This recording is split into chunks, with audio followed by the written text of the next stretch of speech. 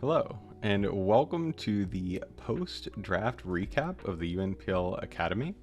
I'm Zand, and I just kind of wanted to give my thoughts on the Pokemon I used throughout this season. I think I was able to use this team kind of to its fullest, so I feel like I have a pretty good idea as to how well each of these Pokemon work, at least in the Gen 9 like non-NetDex meta.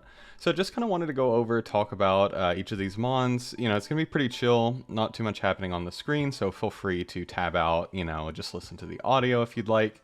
And if you're considering drafting any of these Pokemon, please feel free to leave a comment below and we can discuss further. We can talk about alternatives if you don't like the idea of some of these mons, and we can help your draft, you know?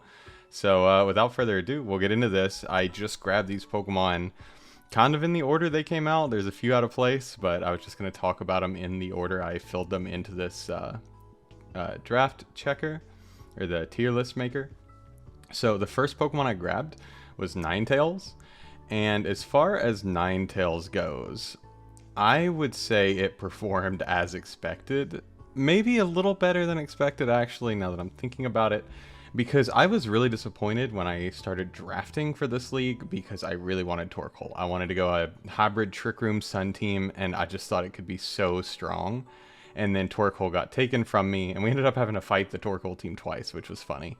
But Ninetales was a decent replacement. Now, the problem with Ninetales is it's incredibly weak. Torkoal has both Eruption and Body Press to take advantage of its stats not being great, at least its offensive stats not being great. And it also gets some extra tools like Rapid Spin that make it a more appealing kind of utility pick. Ninetales at least gets Healing Wish now. It gets Memento. It gets Encore. I used Overheat a lot with it for my offensive coverage just because the base power of Overheat kind of made up for its shaky special attack. Outside of that, though, I found the Fire Spin set was really good, and then Baton Pass was really useful along with Encore, which of course we had other Encore Pokemon on the team. But I would say Ninetales in general is not a great Sun pick unless it's considerably cheaper than Torkoal. If you have both available to you, almost always pick Torkoal. It's going to be better in like 90% of matchups, honestly. Ninetales is only better if it's faster and can get a burn, and even then it's still probably taking more damage than Torkoal would have. So Ninetales, I would say, fits a more offensive Sun style and one that needs that 100 speed tier. And for me, it worked decently, but I would say I benched it more than I wanted to because some of my Pokemon would really like the Sun every week. Obviously, every photosynthesis Mon prefers having the Sun to not having it just because their ability, you know, and there's no other way to activate it than booster energy. So it's just always better to bring the Sunsetter if it's a good matchup, and rarely was it a good matchup for Ninetales. Next on the list, I have Hisui and Qwilfish.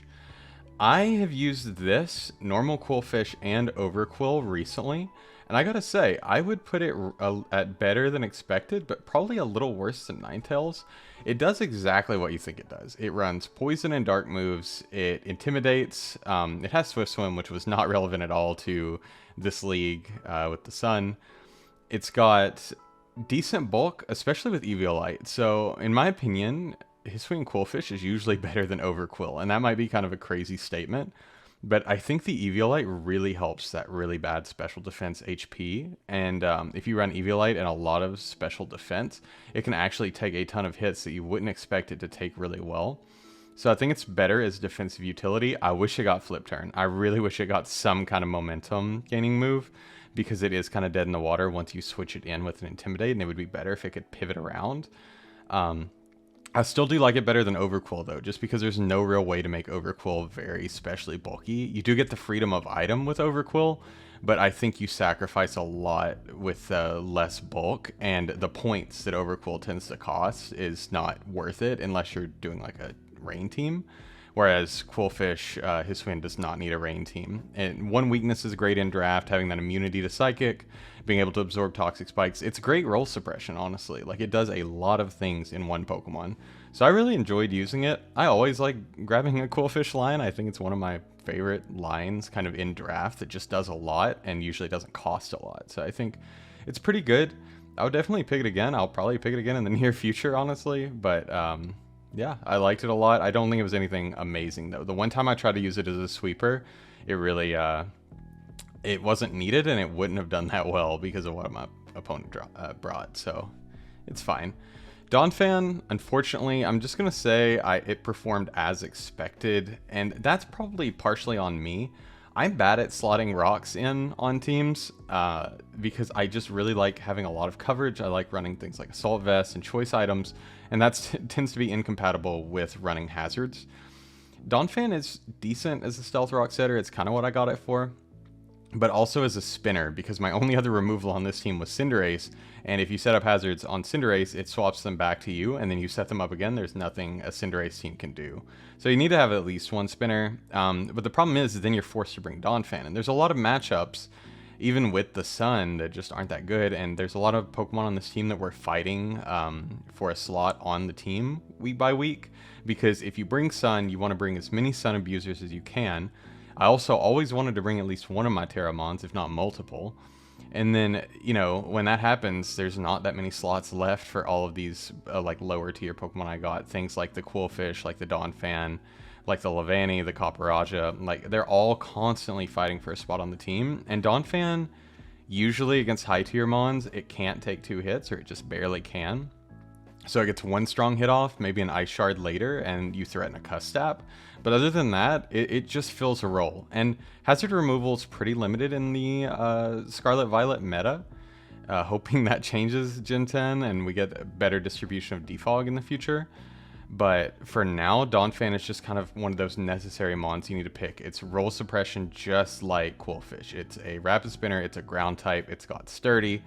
It's a decent Pokemon all around, but it didn't wow me this season. We had that Trailblaze set that could have went crazy, that I thought was pretty cool, but ended up just kind of not doing as much as I wanted. I didn't bring it very much, and that's on me. That's just my playstyle. It didn't work that well for me. Next up is Leavanny. I wanted Leavanny to go off so bad. I brought Sticky Webs one week, and it worked really well. I brought the Sweeping Leavanny, and it failed me by missing a 99% accurate triple axle on the first hit where it should have swept.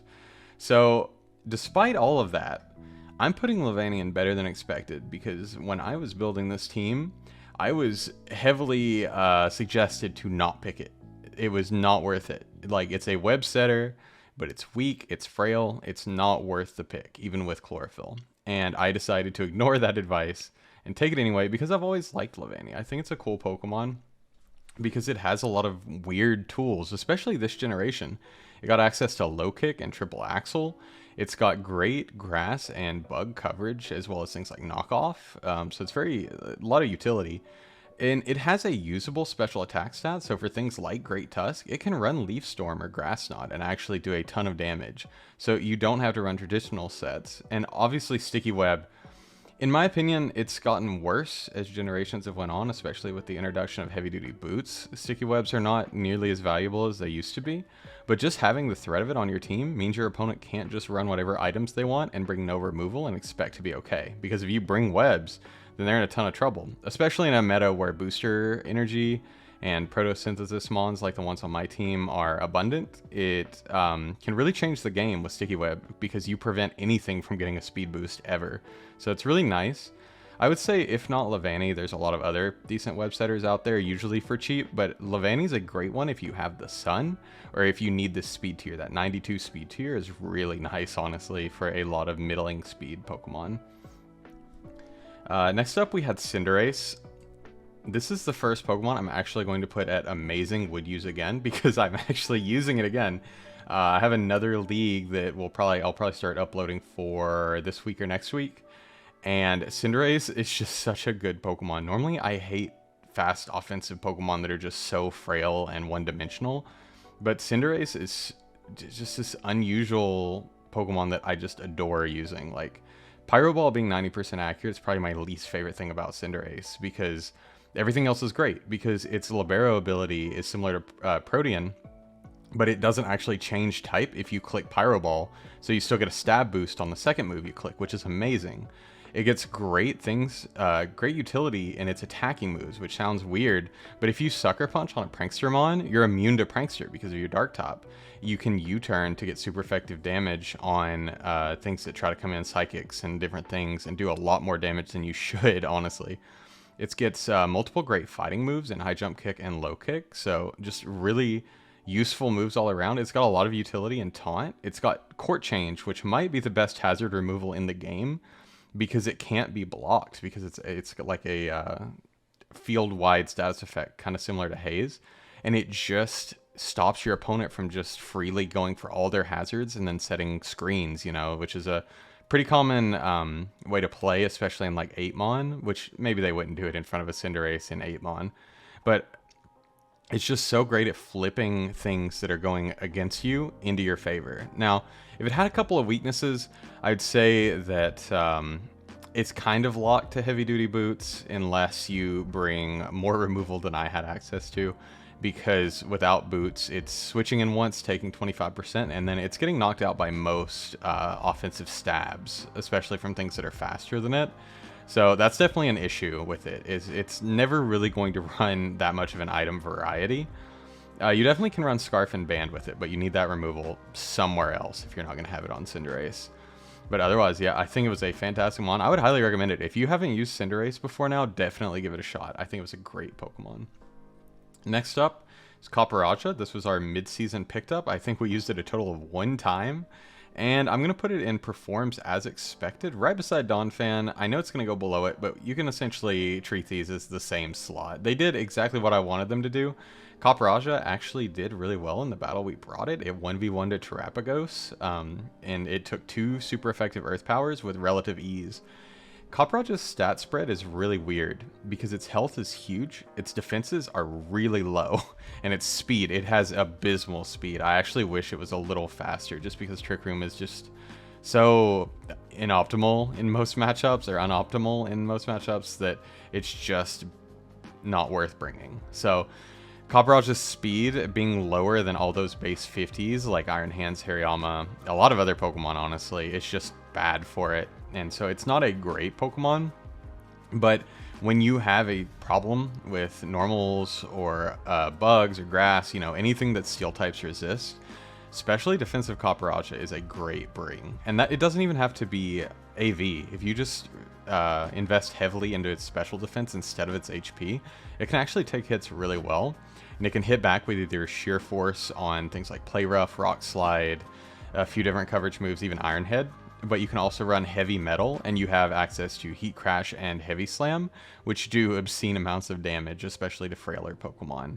So I think it's a great mon. It did exactly what we needed it to when we made our 1 transition this season, at least post-free agency. And really, I think it was good for the time we used it. I think it actually forced some prep, if I remember correctly, against some of our opponents. So I think it was great, honestly. I really enjoyed using it. I would use it again, but maybe in a low tier setting. I don't know that it fits that well. It's a budget steal, and it has a lot of problems like lack of reliable recovery. It's very predictable in what it's going to do. It's going to try to hit you in the face. It's going to try to set stealth rocks, and that's about it. Like it's not a whole lot of variety, not a whole lot of utility, but it's decent. And so I would definitely say it's not the worst steel type I've ever used.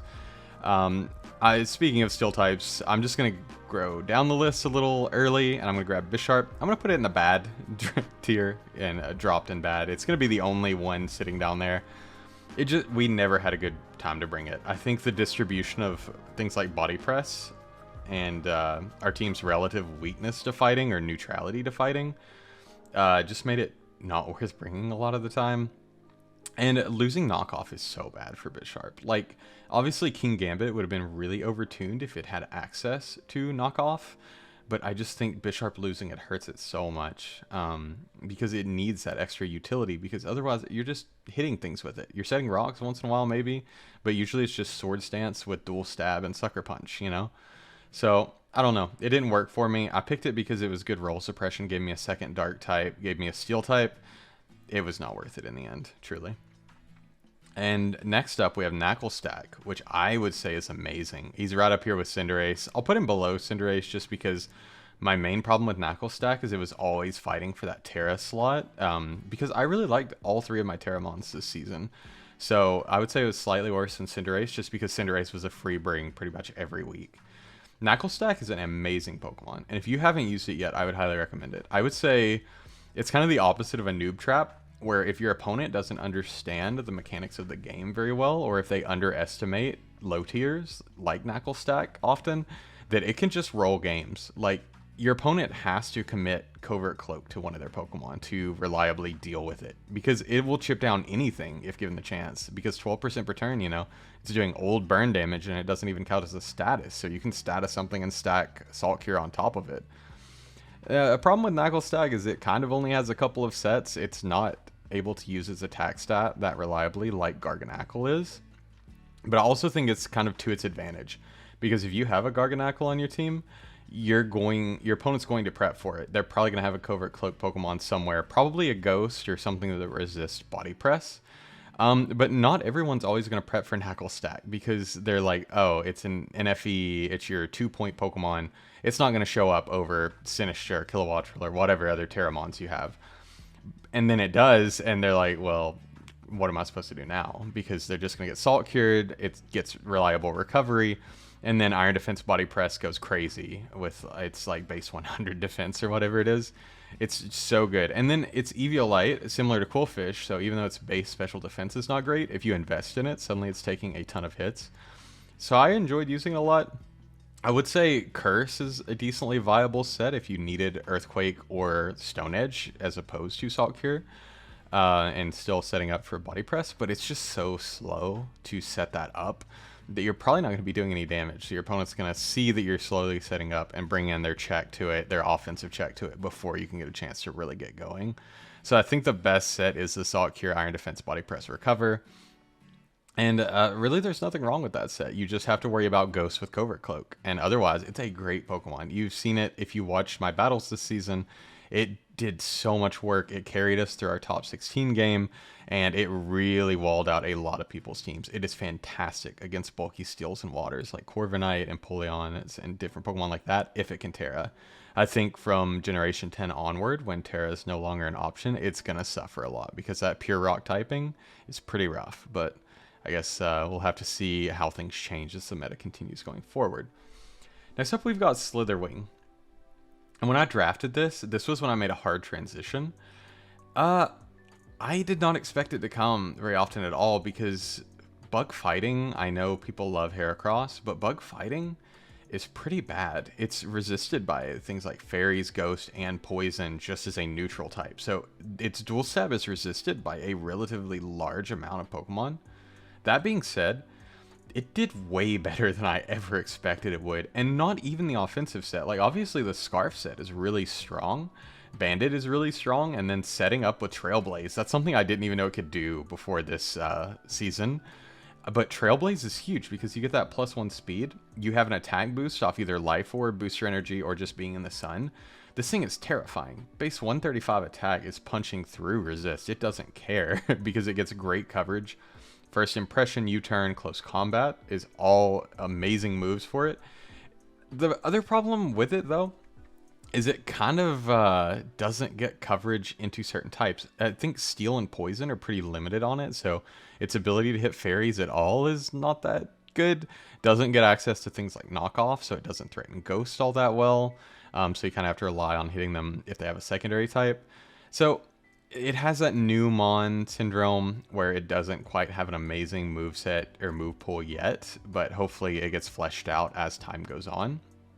But really, it's not bad. And my favorite way to run it this season was super bulky, which is funny, but it has a decent base HP stat. I think it has like 105 SPDF. So if you invest just a little bit in that, suddenly it's taking hits like crazy too. It's a good ground resist. You just have to watch out for flying coverage.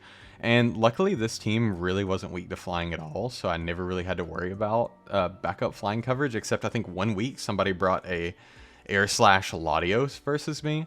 So that was a threat, and just kind of out of nowhere.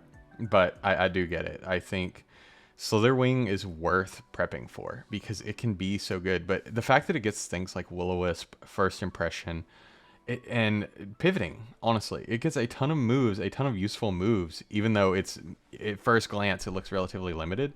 And then it gets things like Flare Blitz in the sun that, even though it's not stab, it's hitting like an absolute truck, because it gets that booster energy boost, and Flare Blitz gets boosted by the sun. So it's just super good synergy with a Sunsetter like Torkoal. So if you're ever drafting Torkoal and you don't want to build a full Sun team, Slither Wing is a great fighting type to consider putting on the team. Next up, we've got Screamtail. And honestly, Screamtail was absolutely fantastic. I didn't really draft a bulky core. Obviously, I have multiple Pokemon that could run bulk, but not a whole lot of reliable recovery. So having a Wish Passer was pretty vital, and Screamtail was perfect for the job. Now, this is one Pokemon that I would say I missed out on a set I really wanted to run. I wanted to run Bulk Up Screamtail very badly. Bulk Up, Drain Punch, Psychic Fangs, or Play Rough. And I really wanted to run it in finals, honestly. But Screamtail was kind of forced into our support role, and so I wasn't able to do that. Kind of regret it a little bit. I kind of wish I'd had a little more fun in that finals game, brought some more goofy sets, but I guess it's finals, so you kind of got to be serious at that point. But Screamtail was so reliable. It can almost always be EV'd to take 2 hits from a non-super effective hit. And if it can't, then you can usually encore opponents. It's one of the best Pokemon you could possibly click Protect on, especially if the sun's up and you get a speed boost, because you're outrunning like the entire meta that's not Scarfed or also getting a speed boost. And if you Protect in front of a setup move, you just click Encore. Your opponent might bring Mental Herb, but just like with Naclstack, if you're forcing your opponent to bring Mental Herb or Covert Cloak, you're already winning. You're already putting them in a disadvantage just by making them prep for your specific Pokemon. So that alone makes it really good. And I know people worry that it's passive, but it gets so many good moves, Disable, Encore, and it can set up on its own. And if you invest enough into its special attack, you can get a 6-0 sweep like I did, just because your opponent can't set up because of you Encore, but they also can't break you because you're so well invested, and Screamtail's just so naturally bulky. So this Pokemon, I know a lot of people have reservations about. They think it's overrated. They think it's a lot of coverage with no attack stat, but it can do so much. It can be a rock setter, set up on either side, has decent coverage for things like Landorus, things with 4x weaknesses. You know, it's got Flamethrower, it's got access to Ice Beam, it's got, you know, coverage on both sides, really. I've seen Stomping Tantrum on Screamtail do huge damage to Heatran, because if nothing else, you think Heatran could come in on Screamtail for free, but if you run Stomping Tantrum, suddenly you can threaten it if you run just a little bit of attack investment. So I just think this is like the perfect support Wish Passing Pokemon if you're willing to spend the points on it. Just because the base speed is so nice and the base defenses are so nice, it's free to just invest however you'd like. So would highly recommend using that. Sinistcha is our next Pokemon. I've talked about it too much this season for it to not be MVP of the season. I think Sinistcha is a fantastic Pokemon. I've never liked the Ghost grasses that much. Like, I liked Trevenant when it came out, but it leaves a lot to be desired. I like Gourgeist, okay. There's something about Sinistcha's set of moves and stats that just makes it so easy to just snowball and win a game. Something about being able to lower your opponent's attack, boost your special attack and special defense, have a huge natural defense stat, and then have a self-healing move that can burn in Matcha Gotcha, which is incredibly overtuned, as well as ghost coverage, which is usually not something people have many resist to in draft. And most of the resist into that don't want to take a +1 Matcha Gotcha. And then you have a few things you could tech on, so you could run Iron Defense if you wanted over either Strength Sap or one of your attacking moves. You can run Scald just because it's there, it's an option. And when Sinistcha can Terra, it's fantastic at doing so and can use Terra Blast to its advantage. I'd say if I regretted one Terra type this season, it would definitely be Sinistcha being Water. Although it did come in handy for a couple of our games, I think having it be Steel and Fairy as your off-stab types is absolutely the optimal way to play it. A Fairy type Sinistcha is so annoying to break. Heatproof makes it so that Burn does less damage, but it also halves damage from fire moves. So that's usually one of the most common ways to hit a grass type like Sinistcha. It made it fit really well on a Sun team because usually you want to slot in a grass type with Chlorophyll, which we managed to do. But we also had a grass type that wasn't weak to fire. So that was a really nice bring a lot of times. We didn't have to worry about the Sun weakening us to coverage. So it was so good. And there was almost always a reason to bring it. It could almost always find something to set up on and heal on. The only times I ever had a problem with it were matchups with Liquid Ooze, which is hilarious, and matchups that bring a lot of taunt or encore because it is relatively slow. It's still at 70 speed, but honestly, if you haven't used Sinistcha, use it while you can, because in the Terra meta, it's usually allowed to run Terra, and it is one of the best options to run it. So please, if you haven't used it, use it before this generation ends.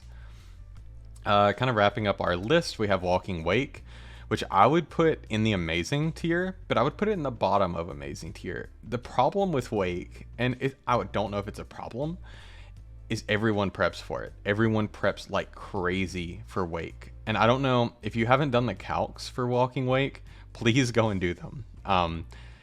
Hydro Steam in the sun, especially if you have like a Life Orb, a Mystic Water, or Choice Specs if you can afford it, you're blasting through neutral hits. Like if you hit a Pokemon that's neutral to water, you're probably one-shotting it unless it's AV or heavily SPDF invested or just a very bulky Pokemon.